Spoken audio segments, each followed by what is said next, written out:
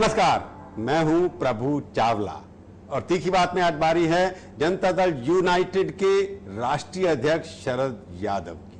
आपका स्टूडियो में बहुत बहुत स्वागत है। आपसे हाथ मिला लें और दुखी बड़े लग रहे हैं। दुखी क्यों लग रहे हैं? नहीं। आप कभी दुखी, इतने लड़ाकू हैं, जुझारू हैं, तो उसके बाद काम का लोड है ज्यादा। क्या काम है ना, अब गठबंधन की जो बेइज्जती हो रही है ना, लोग बातचीत कर रहे हैं पूरे देश भर से, हम अपनी पार्टी के लोगों से बात कर रहे हैं। पर नीतीश कुमार की परेशानी क्या है? देखिए क्या है कि इस दौर में काफी पानी बह गया। उनने अपनी पार्टी की बैठक बुलाई और जो स्थिति हुई है इस बीच में, आडवाणी जी का इस्तीफा, फिर हमारे यहाँ एक महाराजगंज में चुनाव हुआ है, इसके बाद जो उन्होंने संघर्ष समिति बनाई, तो उसको तो हमने कहा कि उनका काम है, उनकी पार्टी का चुनाव की समिति जिसको मर्जी बना है। लेकिन उसके बाद जो भाषण हुए हैं, किसके भाषण हुए? नरेंद्र मोदी के? नहीं, ये जो आपके बीजेपी के नेताओं के। नहीं, कौन से नेता के? उसमें नेताओं में वो सब आते हैं जिनका नाम ले रहे हैं आप। नहीं, उनमें उनके अलावा तो कुछ बोला ही नहीं। नहीं, उसके अलावा अमित शाह बोले, काफी लोग बोले। तो उनके जो तेवर थे ठीक नहीं थे, आपको लगता है? नहीं, वो पूरे जितने भाषण थे वो नेशनल एजेंडा जो है वो अटल और आडवाणी जी के साथ जो हमने बनाया, उसके दायरे में हम लोग चल रहे हैं 17 साल से। और ये जो नेता उससे छलकते हुए लगे, उससे अलग भटक गए। नहीं, उससे छलकते हुए बयान दिखे। तो मतलब आपकी विचारधारा जो एनडीए की थी उसके विरोध में दिखाई दिया। लगा कि नहीं, पूरा विरोध में नहीं, लेकिन छलकते हुए लगे। तो उसमें वो नेता भी जो मैं कह रहा हूँ, नरेंद्र मोदी भी इंक्लूडेड, उनके भाषण से भी आप लगता है सबके भाषण थोड़े हर्ट फील कर रहे हैं? नहीं, सबके भाषण से।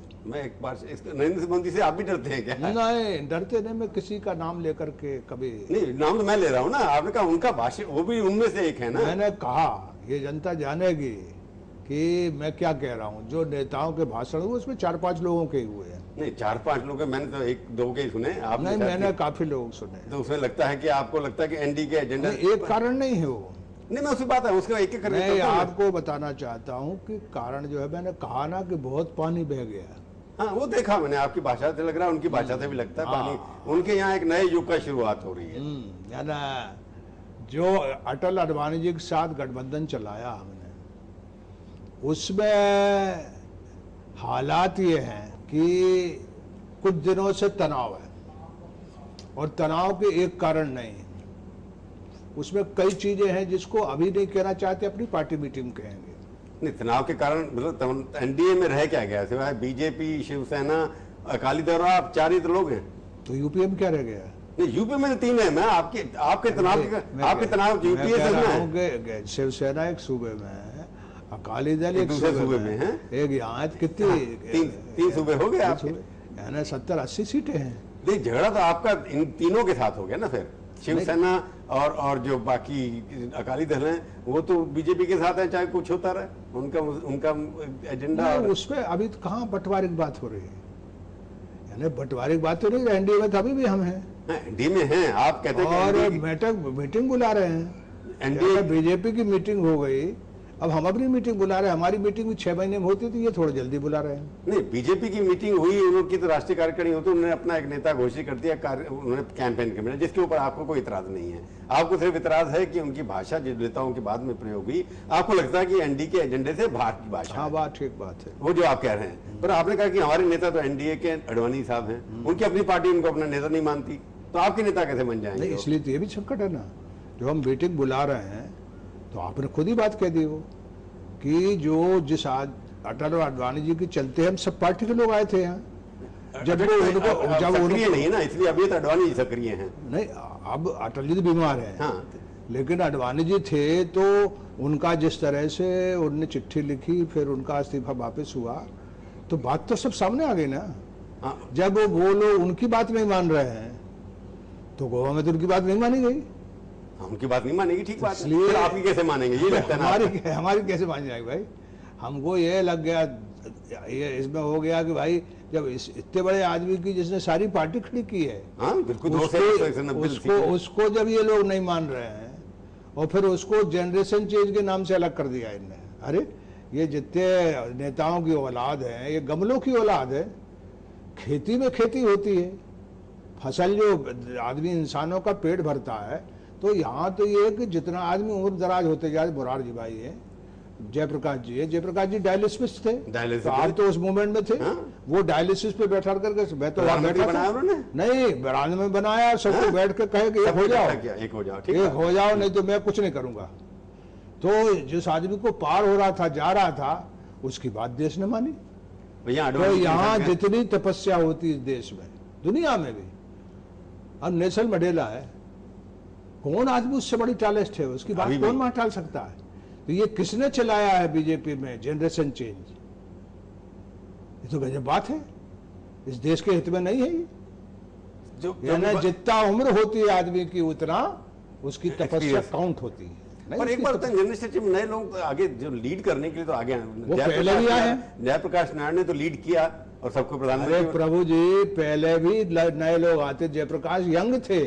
नहीं, पर उन्होंने प्रधानमंत्री बन सकते थे, वो नहीं बने ना। नहीं, वो छोड़िए आप, मैं एक बात जो कह रहा हूं कि जयप्रकाश जी यंग थे तब उनको देश ने रिकॉग्नाइज किया उस वक्त। यानी लोहिया जी यंग थे, और यंग लोग आने में कोई क्रम जो है वो कोई, ये जो अभी जनरेशन चेंज है उसके पहले यंग लोग नहीं आए। तो आपका कहना मुझे कि एनडीए जो गठा चल रहा है, अटल जी अडवाणी की जो फिलॉसफी है उसके अंदर, तो आपको लगता है एनडीए बिना अडवाणी की कल्पना नहीं हो सकती एनडीए की? बिल्कुल, कि बीजेपी का नेता ही बनेगा एनडीए का कन्वीनर, जो बड़ी पार्टी है उसी का बनता है ना नॉर्मली।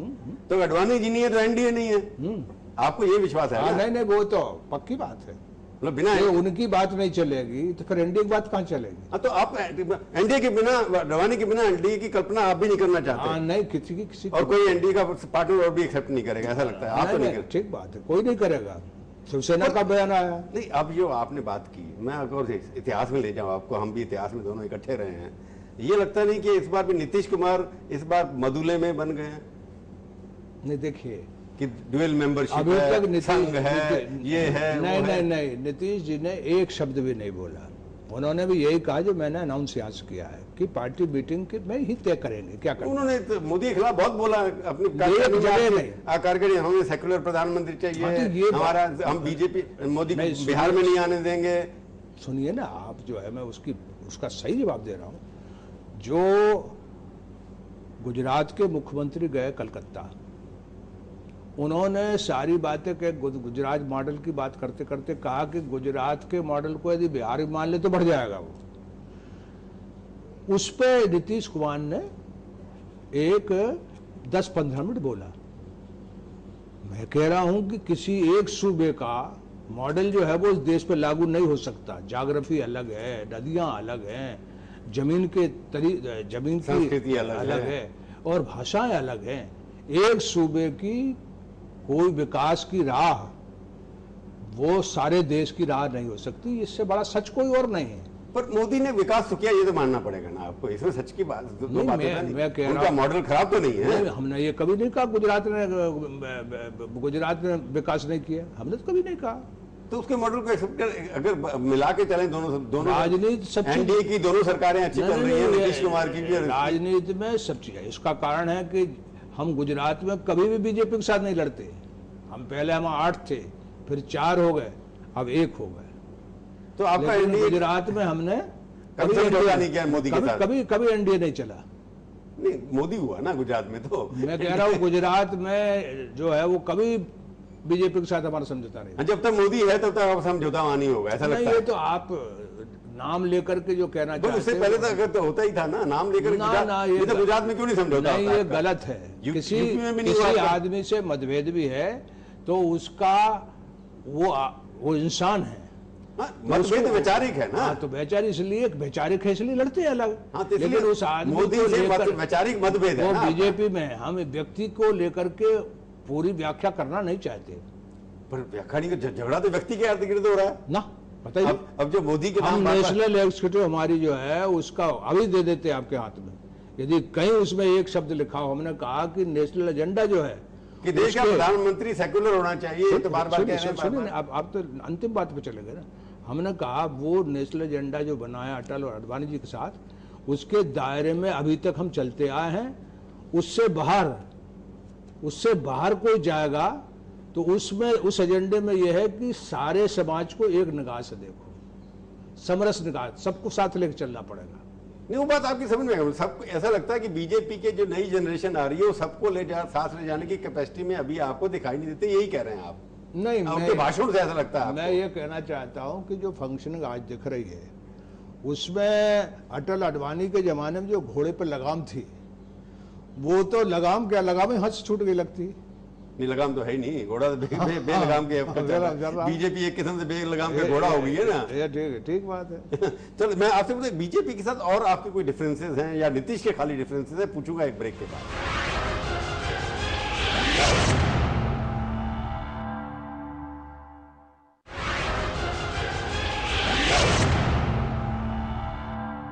तीखी बात में आपका एक बार फिर से स्वागत है। आज हम बातचीत कर रहे हैं शरद यादव जी से।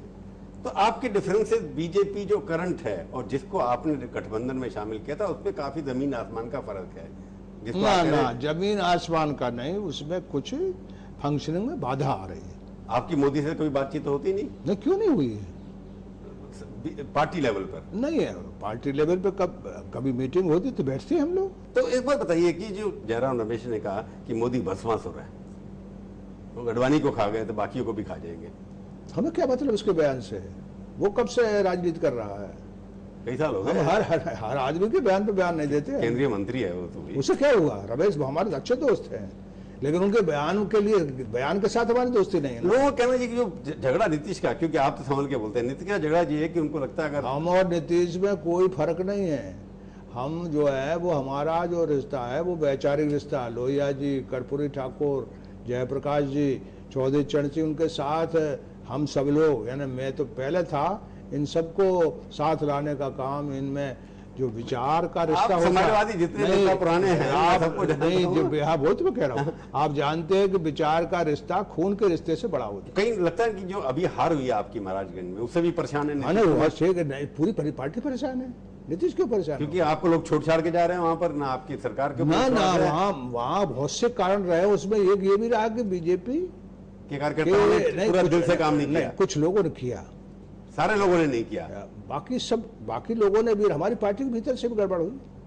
नहीं, एक कारण था वो। नहीं, आपकी पार्टी ने सपोर्ट किया नीतीश को हराने के लिए, ये कहना चाहते हैं आप? नहीं, मैं कह रहा हूं कि उसमें बहुत से फैक्टर, उसमें एक है फैक्टर ये था, और उनके बयान से तो ये लगा कि आरजेडी नहीं जीती है, वो ये भारतीय जनता पार्टी के लोग जीत गए। तो उसमें आरएसएस के लोगों ने सपोर्ट किया आपको लगता है? नहीं, हम वहाँ कौन ने सपोर्ट किया इसका सोच नहीं की।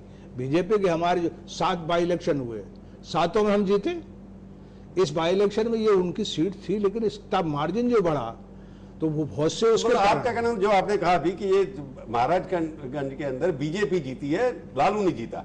नहीं, वो ऐसा महसूस करा है। नीतीश भी ऐसा ही महसूस कर रहे हैं, इसलिए तकलीफ हो रही है उनको? नहीं, ये बात मैंने कही, नीतीश ने नहीं कही। आपने कही है, पर आपको लगता है नीतीश जी को भी मतलब है ना, वहाँ जो हार है उसके कारणों पे उन्होंने मुझसे चर्चा की। लगता नहीं कि नीतीश जी अनपॉपुलर भी हैं? उनके बारे में कहा जाता है कि बड़े एरोगेंट हैं, जैसे बीजेपी के नेता है वैसे नीतीश भी हैं, और उनको लगता है मोदी मेरे से बड़ा कैसे हो गया, इसलिए व्यक्तिगत झगड़ा है, विचारों का झगड़ा नहीं है ये। अरे गजब है आपका भी। बात यह कि भारत सरकार छोड़ी हमने, क्या ना मंडल लगा करके कोई गड़बड़ कर रहा था क्या? बीजेपी ने कहा, मंडल लगाने के बाद रथ पे बैठे ने अडवाणी जी, हाँ, और ये कहा बीजेपी ने कि यदि इनको छुआ तो हम जो है वो विड्रॉ कर लेंगे। मैं 4 बजे तक बैठ करके मैं सोचा यूपी में ठीक नहीं है, वहीं गिरफ्तार करना ठीक है। उनको गिरफ्तार करा और दूसरे दिन सरकार ने गिरफ्तार किया। हाँ, तो भारत सरकार हमने आपके साथ है ना उस वक्त? हाँ, नहीं, भारत सरकार के आइन को बचाने के लिए मैंने भारत सरकार छोड़ दी उसूल के लिए। आखिरी सवाल में पूछा, नीतीश कुमार ने कहा कि एक फेडरल फ्रंट की बात हो सकती है, हम सब मिलकर बात कर रहे हैं एक दूसरों से, तो आप अध्यक्ष हैं, तो आप भी जिस गठबंधन में जाएंगे उसमें आपके बिना तो जाने से आपसे सलाह करेंगे, तो आप जो कल परसों 2-3 चर्चा करेंगे उसमें ये भी ऑप्शन डिस्कस होगा, आपके लोग कहेंगे कि हमें इनको छोड़ के अपना एक जो सेक्युलर चीफ मिनिस्टर है उनके साथ गठबंधन। मैं प्रभु जी आपसे बता दूं, अभी तो एनडीए है, एनडीए के सब बीजेपी के लोग और हम लोग सब आपस में मिले हैं, नीतीश जी से बात हुई है, ये सब बात वहां रखेंगे और एनडीए जो है वो बचे, और जो डिफरेंसेस है उनके ऊपर बात करेंगे। और उस पार्टी की मीटिंग में जो है वो सारे देश से मैंने बात की, वहां बात करेंगे, तो उसके बाद विमर्श के बाद फिर सोचेंगे क्या करना है। एक विषय ये भी होगा कि प्रधानमंत्री का कैंडिडेट डिसाइड करेंगे एनडीए की मीटिंग में, उससे पहले नहीं डिसाइड होना चाहिए। मैंने वो तो है ही पहले से, उसमें कोई गड़बड़ नहीं है। वो कहते पार्लियामेंट्री बोर्ड हमारा डिसाइड करेगा। नहीं वो आप नहीं डिसाइड पार्लियामेंट्री बोर्ड के बाद उन्होंने कभी कहा कि एनडीए में बात होगी। नहीं, आप पहले भी होती थी। नहीं, पहले तो होती थी पार्लियामेंट्री बोर्ड, पहले एनडीए में अटल जी के ऊपर तो कोई क्वेश्चन मार था ही नहीं किसी का, इसलिए सवाल ही नहीं होता था कि अटल जी के खिलाफ आप बोलेंगे या कोई और बोलेगा। अब तो कई सारे नेता है ना प्रधानमंत्री के, तो इसलिए बात होगी। जो एनडीए है उसके बगैर नहीं बन सकता कोई, वहां से वो नाम जरूर लाएंगे क्योंकि सबसे बड़ी पार्टी उनका हक है, लेकिन एनडीए में बगैर बहस के, बगैर आम सहमति के कोई प्रधानमंत्री नहीं बन सकता। तो आपका कहना यह है कि प्रधानमंत्री कैंडिडेट पार्टी सबसे बड़ी है, बना के लाएगी, परंतु जब तक नाम प्रपोज करेगी, नाम प्रपोज उसको जब तक हम नहीं एक्सेप्ट करेंगे, एनडीए नहीं एक्सेप्ट करेगी, तब तक वो प्रधानमंत्री नहीं बन सकता। वो सवाल ही नहीं। तो आपको क्या लगता है चुनाव से पहले करना चाहिए अनाउंस के नहीं एनडीए को? नहीं, ज्यादा अच्छा होगा। एनडीए अगर चुनाव से पहले कर दे बहुत अच्छा होगा। उससे क्या फायदा होगा आपको? उससे ये फायदा होगा कि चीज साफ हो जाएगी, यानी एनडीए का जो चित्र है और जो तस्वीर है वो साफ रहेगी लोगों के सामने। तो आप ये भी एक डिस्कशन कर सकते हैं अपने इश्यू में कि एनडीए का प्रधानमंत्री का कैंडिडेट चुनाव से पहले घोषणा कर दे तो एनडीए के फायदे में रहेगा। हाँ, ठीक बात है। उसमें कोई भी हो सकता है। हाँ, कोई भी हो सकता है। पहला हक बीजेपी को है, फिर उसके बाद एनडीए को। को। चलिए देखो किसको होता है, आप क्या करेंगे फैसला। हमारे स्टूडियो में आए, बहुत बहुत धन्यवाद। तो ये थी आज की तीखी बात। तीखी बात का ये कार्यक्रम आपको कैसा लगा? आप अपनी राय हमें ईमेल के जरिए भी भेज सकते हैं। अगले हफ्ते आएगी बारी किसी और हस्ती की, उनसे हम करेंगे तीखी बात इसी समय इसी चैनल पर। तब तक के लिए प्रभु चावला का नमस्कार।